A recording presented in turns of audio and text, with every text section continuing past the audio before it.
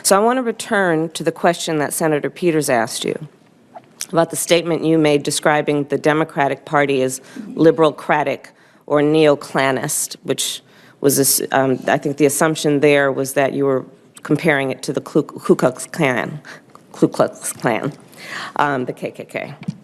So you said in response to his question, you're sorry because the words caused offense.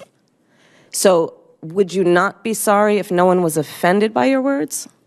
No, it was wrong to do. Why was it wrong? Because those are offensive words. Why are they offensive? Because they have history in this country, and I honestly did not mean it that way. But please talk about the history. What is the history that would then make those words wrong?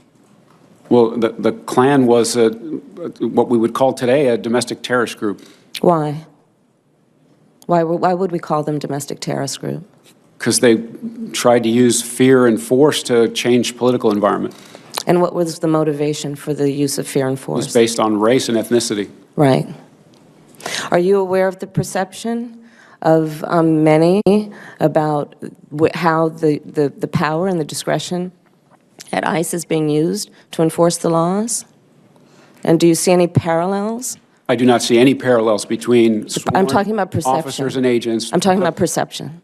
I do not see a parallel between what is constitutionally mandated as it relates to enforcing the law. Are you aware that there's a perception? I see no Are you aware that there's a perception? That puts ICE in the same category as the KKK.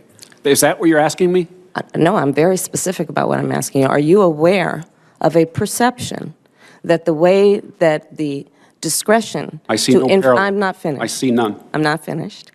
I'm not finished. Are you aware that there's a perception that ICE is administering its power in a way that is causing fear and intimidation, particularly among immigrants, and specifically among immigrants coming from Mexico and Central America? Are you aware of that perception?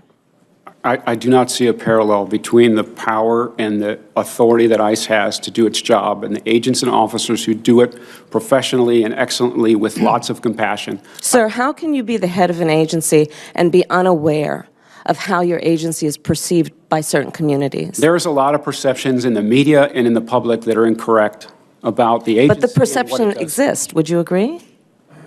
Whether or not it's correct. And wouldn't you agree then that if that perception exists, there might need to be some work done to correct the perception? I do want to advocate for the workforce, the vital public safety mission that they have to protect the homeland. And I think more people need to know how valuable they are to the society. So I agree with you on that.